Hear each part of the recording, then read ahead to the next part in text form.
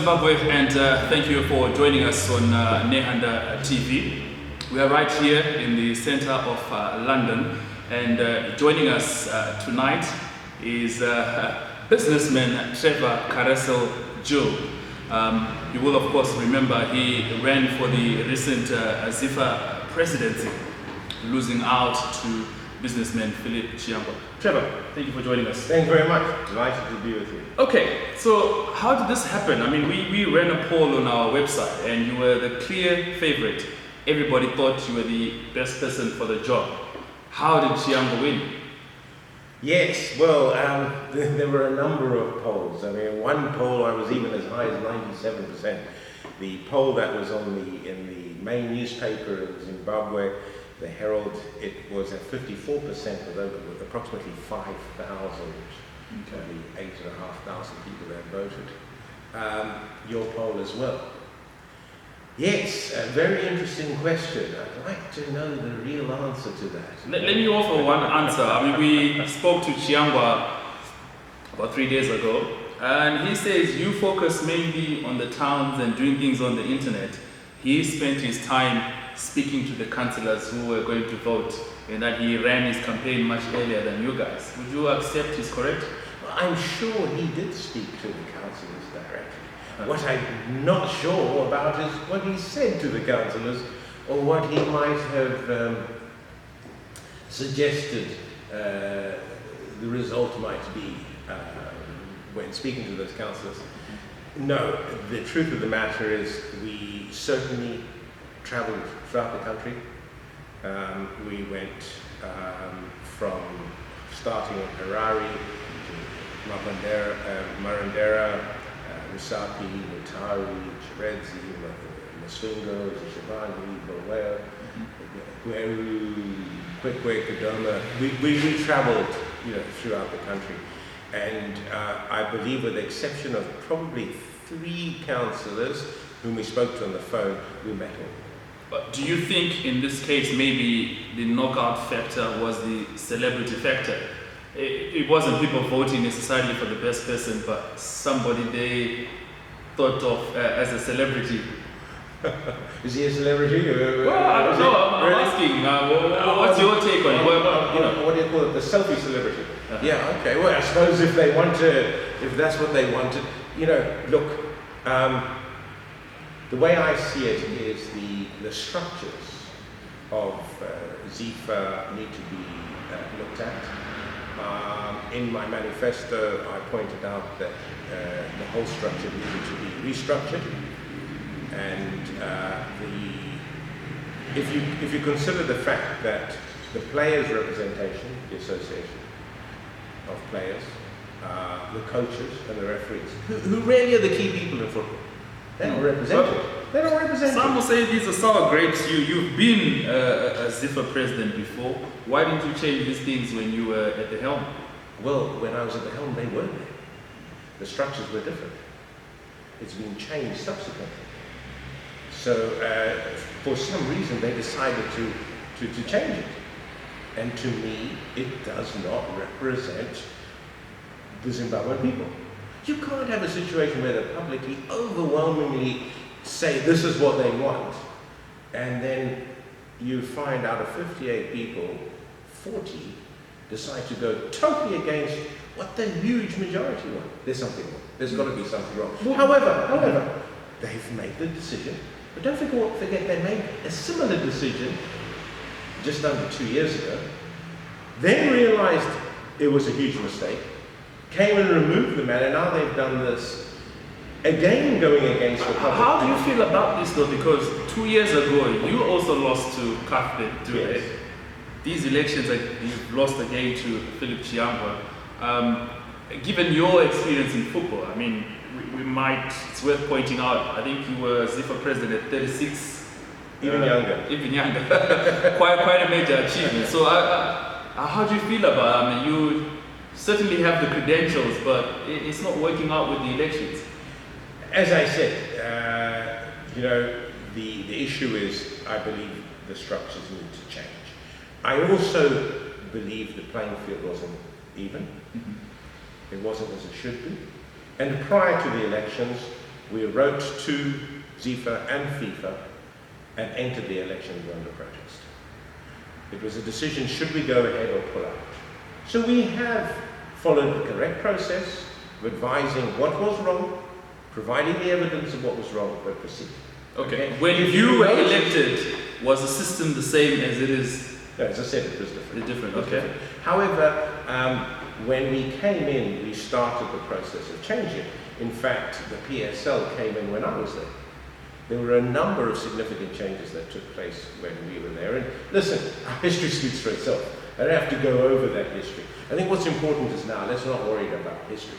Let's talk about what's happening now. What's happening now is football's in chaos. And it's gone from bad to worse. Look at what's happening. They've fired the entire coaching staff weeks before a major tournament.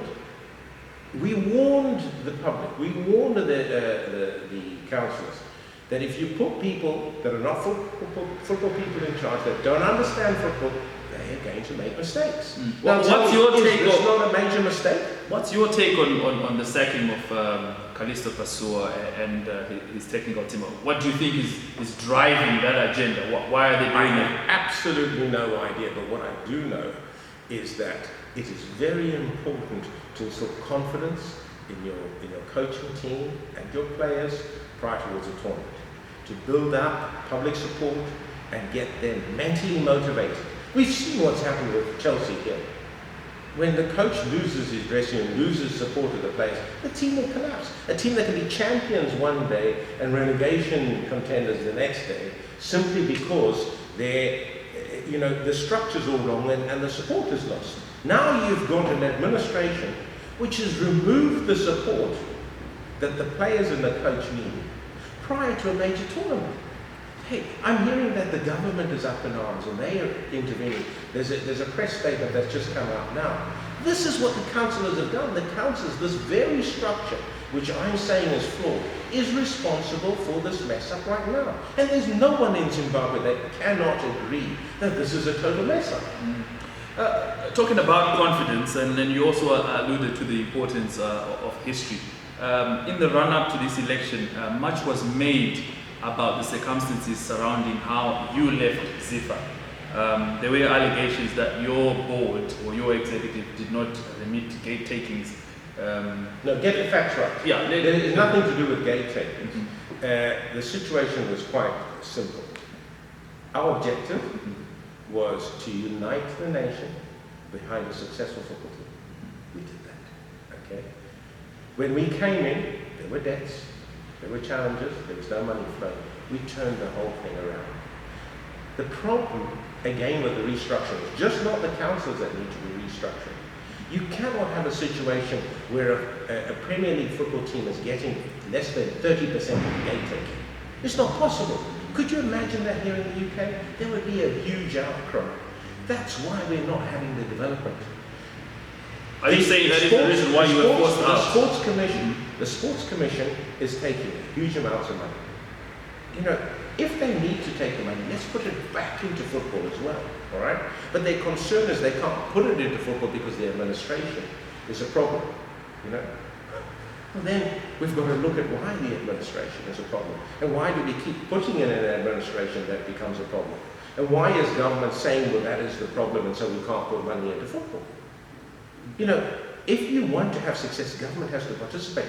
But my belief is they don't have to take money out of their pocket and put it in. They have to create an enabling environment that is going to help football develop. There isn't an enabling environment at the moment. When we were there, we created it. My biggest crime was success. I hold all the records. 13 games unbeaten, in the top 50 in the world. Come on. Those are records which you can't sniff at. They are facts. You know, they're not something I created and woke up in the morning and dreamt of. That's reality. This is what I'm talking about, is making sure we go from the dream to reality. That's where we wanted to go. It's understanding the game and understanding the people, getting them involved in it. And you know, we packed the stadiums. If you look at my webpage, go look at the pictures. The stadia are packed. From when I played and coached and led football, we packed the stadium is empty now. But you sound very passionate as we talk to you right now. But a lot of people will say, during the course of this campaign, Philip Chiangwa showed more desire. He showed that he was more, he had a bigger desire than all the other candidates for this job. I think he certainly had a desire for the job. What was the agenda behind it? I don't know. What made him want to do this? I have no idea. He didn't come from football. He's not a football man. You speak to him about football, he knows very little about football. That's a fact. Ask me anything about football. I can tell you which player played when 100 years ago. I know my football. I know it inside out. I live football. I love my football. Okay, I grew up football. First time I was at Zimbabwe Fields, I was 5 years old. I come from a football family. My father was treasurer of Zimbabwe African Football League for 16 years. I grew up in football. I played for Mashonaland United reserve team and first team at the age of 16. 16, my first game at Ross Camp. It's a fact. I come from football. I live it. What's he do? Yes, he certainly spent a lot more money than anyone else, that's for sure. He flew around the country on a jet, and who knows what else he spent money on. He held lavish banquets where all the people attended. You know, all well and good. And you know what? I still say, whoever's in there, we have to give full support to them. Because at the end of the day, we want football to win. It's not about an individual, it's not about me.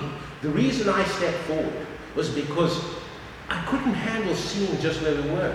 And I believe watching the team play, watching the national team, watching the various clubs, we have the ability to go and win a tournament. I believe it.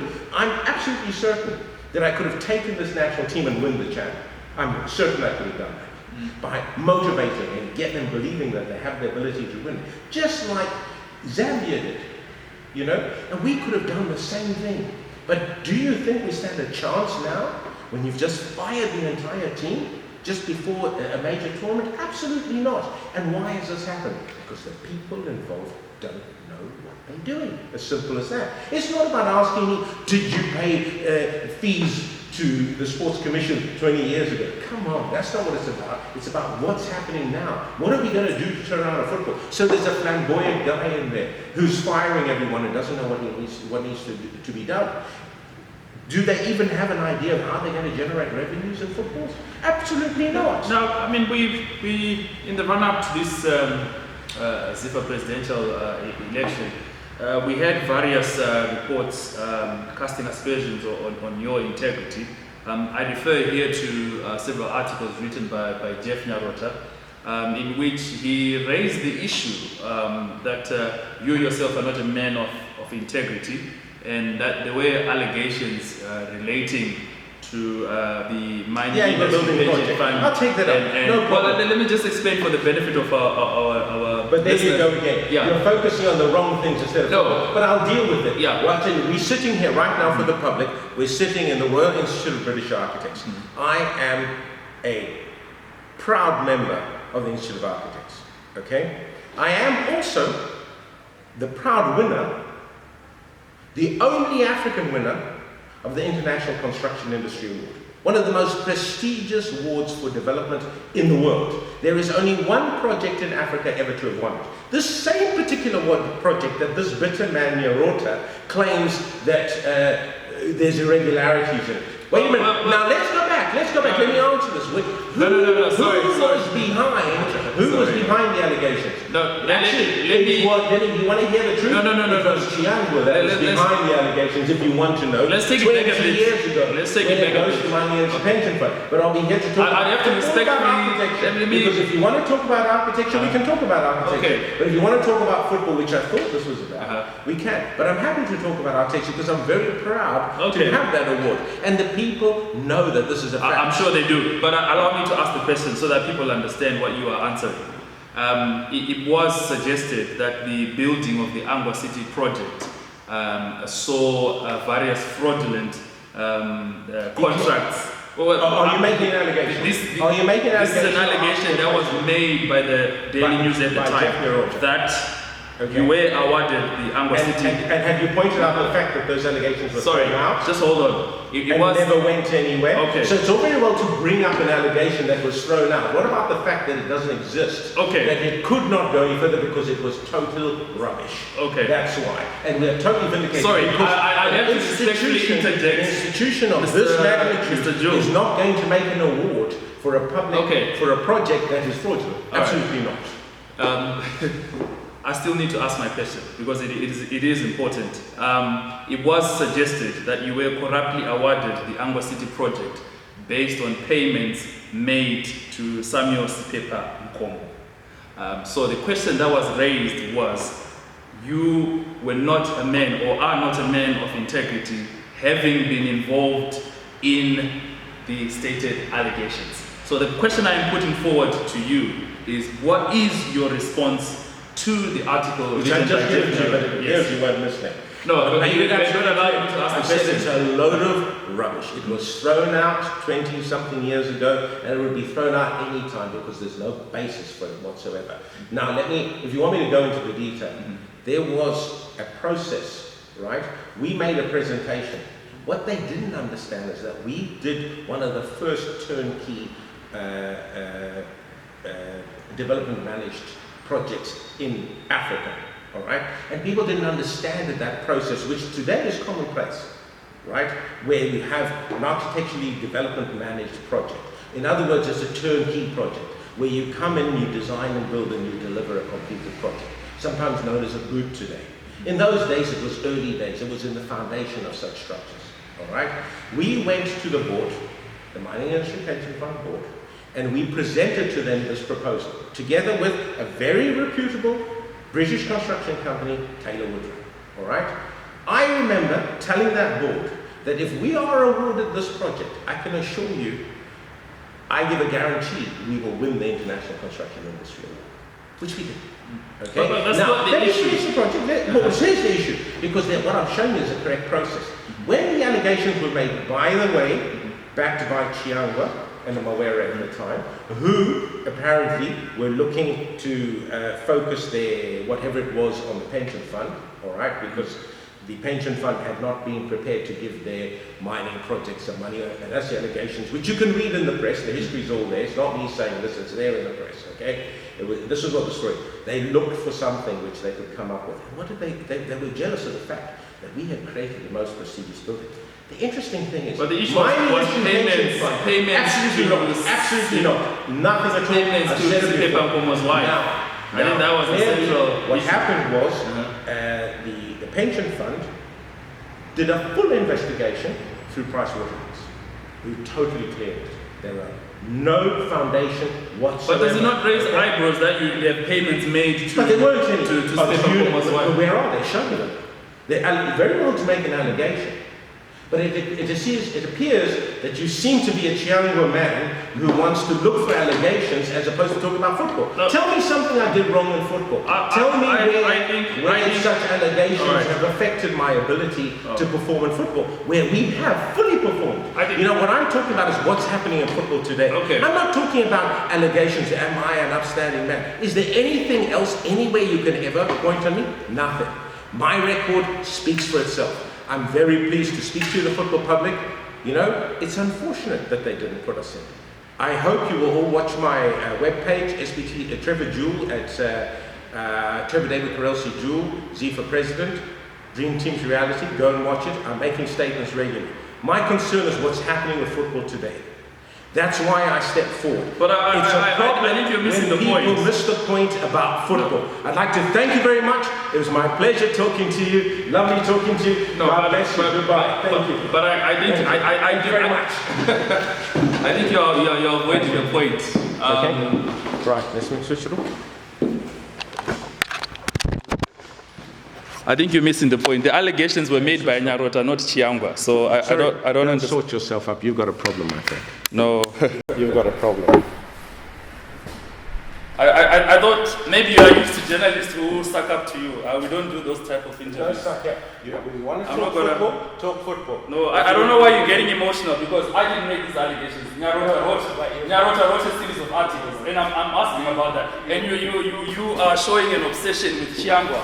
Chiangwa did not make those allegations. The allegations were made by Nyarota. He did. Go and read the press from before. He's the one behind the allegations, and he's the one who paid Nyarota to do it. It's a fact. So the allegations made by me, why are you being angry with me? But why are you being angry with me? Because you have got a problem. Because instead of dealing with the point, No, you've gone and dealt with something else. no. I think it's an issue of integrity. It's an issue of integrity. And I dealt with It's it, an issue of integrity. It's a legitimate question. No, but It's a legitimate question. You were accused. You were accused of being corruptly awarded a And why tender. wasn't anything done about it? That is the Because issue. I said it was thrown out. That is the I've issue. shown you because So- because mining industry pension fund. Can I ask you Is something, this off? Trevor? Is this off? No, it's off. Can I Because ask you mining something, industry Trevor? pension Can I ask you fund- something? Because mining industry All pension right. fund threw it out. Okay. Because there's nothing now. If you don't have anybody that's complaining, Man to man, can I ask you something? Yes, ask. Did I make these allegations? No, but you. No. Did I make the allegations? The way you were speaking. No, did I make the allegations? You did today. No, you're not answering the Today question. you did. Yes, my answer is yes, you did. I made the You allegations. did today. Are you sure about that? I'm absolutely certain you did. You're not being honest. But I think I have an obligation. We missed the point. No. Because It is a legitimate question. It is issues of integrity. I don't mind you Issues raising- of integrity. Did I not answer them? This is what I'm trying to understand. I We had a answered lovely interview. No, You but could have simply focused on answering my questions. did I don't know answer. why Oh, you. but you laboured it. No. You laboured it. First of all, you didn't even give me the chance to ask them. So I had you to laboured battle. it. I had to battle you just to I ask my answered question. them. I answered Right. them. You laboured it. If you would give me the had an chance. agenda. He had an agenda. And you know what? If you want to be a journalist, focus Do you on know the something? agenda. I think you know me better than that. He knows me better I've than seen a that. confused young man. That's what I've seen. Can I ask you something? Confused Can I ask you young something? man. Can I ask you something? Please do. At the center of my question were payments made to Sipepa Nkomo's wife.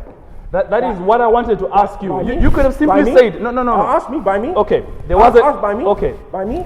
you know Ask what? me. A Ask me. productive. Ask me by me. Okay, sorry. Absolutely not. Trevor, a productive conversation. A productive conversation. You allow me to say my point.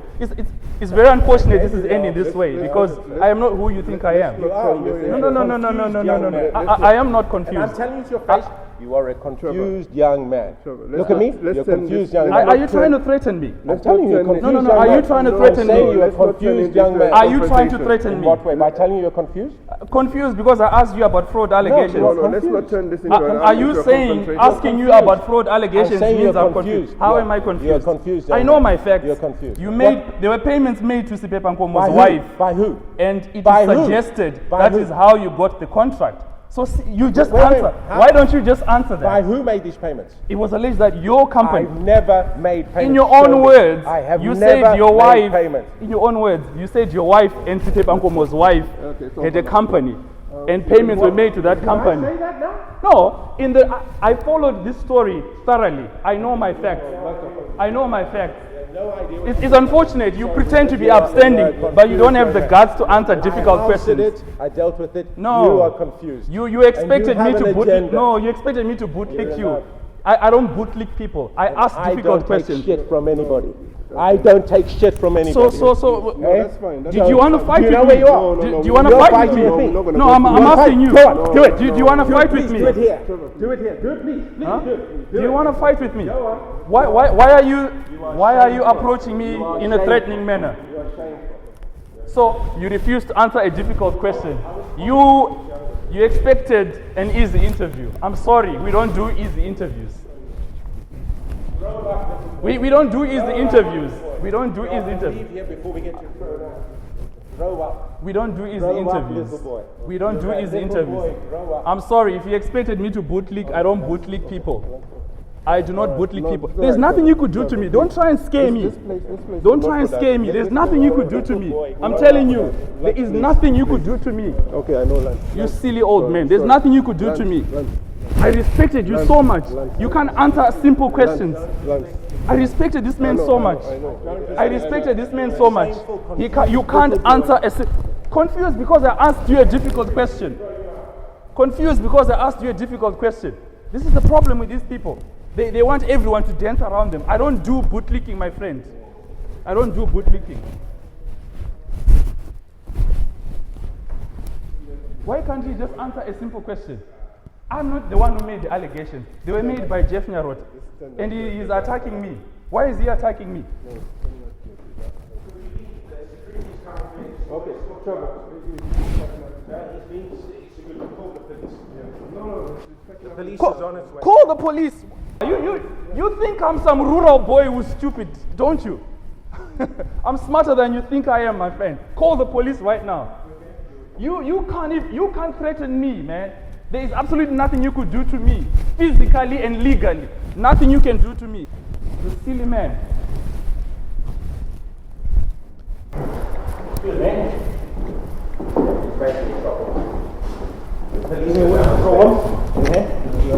There's no problem. I've done an interview with him. He's snapped at a question I've asked and he's trying to assault me.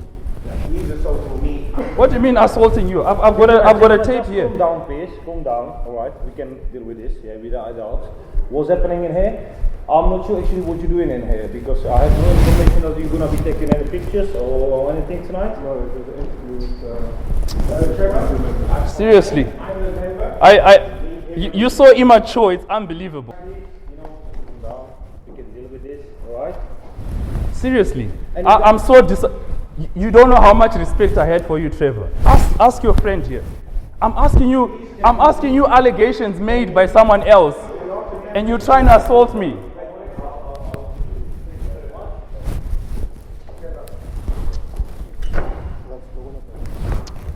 Thank you very much. I'll do this. Thank you very much. So are you leaving right now, yeah? Yeah, I'm leaving, but he's trying to assault me for asking a question. It's ridiculous. Let's just deal with this as well. I mean, where have you seen journalists assaulting guests? Honestly, what a joke.